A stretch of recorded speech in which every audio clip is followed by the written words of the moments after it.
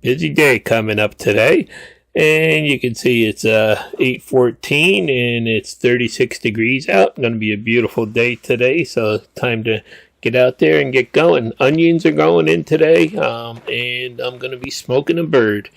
And you got the Weber all set up out there, and I like to use this Kingsford Professional charcoal. Got that all full, and here's the bird it's a leftover Thanksgiving bird, one of those 50-cent a pound birds you get on special during Thanksgiving. We throw in the freezer, and they're really not that great unless you do them on the grill. You know, they've got all that extra juice and stuff in them that helps. So get the charcoal ready here, and I'm going to do an indirect cook on this. And got that grill all set up and warmed up there and cleaned up, and time to throw the bird on. Now this bird was 15 pounds, it said, so I'm just going to set that right over the pan there to catch all the drippings in it. Doesn't make a mess in the grill. And I'm going to add 4 chunks of crabapple wood that I cut down a while ago. And this will give it a real nice light smoke flavor. It's not a really smoked turkey. It's just, a light smoke. It's not really right through it and stuff like when you brine them. But get that in there, and then you adjust the vents on this Weber, and you set the temperature on it. And they really do hold the temperature great over time. And now I'm just going to stick the thermometer in there so my wife can keep an eye on it inside while I'm down in the garden and out mowing and stuff. So I'm just going to try to get it down in the thigh there and turn it on and give her the other half inside so she can keep an eye on it. So it's pretty much all set and forget. And you can see the thermometer on the grill itself is a little bit hotter than what I'm actually seeing. Anyhow, I got the onion loaded up and headed down, and here's that compost that I picked up the other day. Beautiful compost. I'm starting to clean up the beds in the garden a little bit, and I'm just taking it out a 5-gallon bucket at a time. And let's just look around here in the garden. You can see garlic's coming up down there, and pretty much everything else is dormant from the winter. And here's the garlic. Looks like we're going to have good garlic this year, and there's some hard stem garlic too that I'm trying.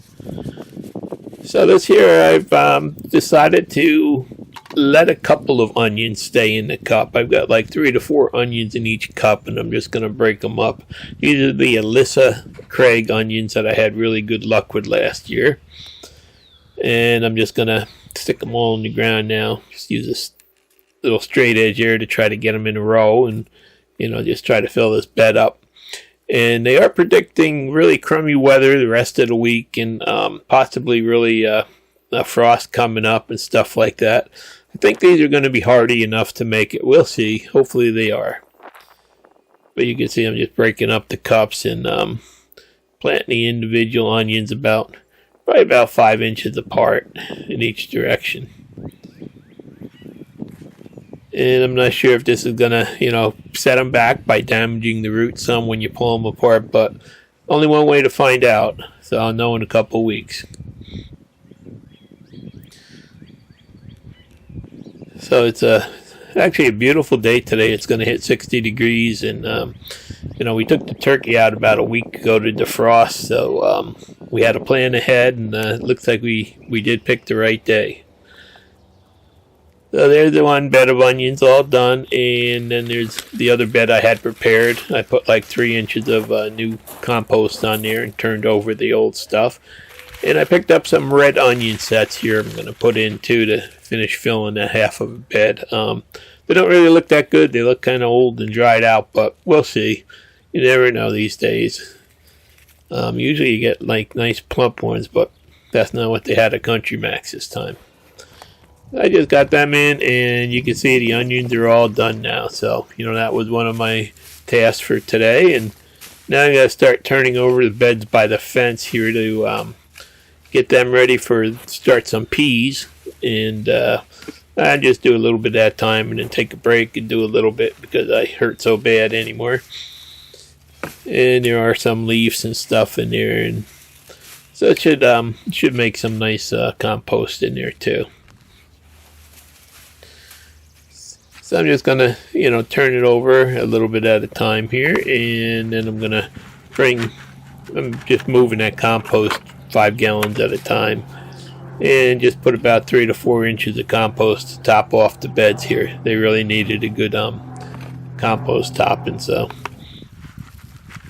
and before you know it, the whole bed will be done and ready to put some peas in. So got that bed done there, and then I kind of went back up, and every hour I have to go up and put more charcoals in. When you're doing an indirect cooking, it takes about 6 briquettes on each side every hour to keep the temperature. You want to try? I'm trying to maintain it, around 325 to 350, somewhere in that range. And you can see the thing has got a nice mahogany color now, and that's from the crab apple. And oh, what aroma it has, and really nice. It will have nice flavor. So I put my charcoals in there, and it's time to. I'm going to throw some bakers on here too, and once these are on for a little while, I'll throw the stuffing on too that goes with it. And then I'm going to go jump on the mower, and I mowed the lawn too, because we're going to have another week of rain, they're saying, and snow and stuff like that. And this thing's amazing. It just does a beautiful job, and it's so much fun to use and comfortable. I love it.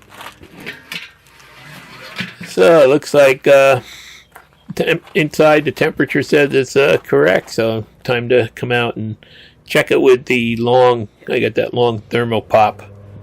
I like to stick down in the thighs and just double check everything.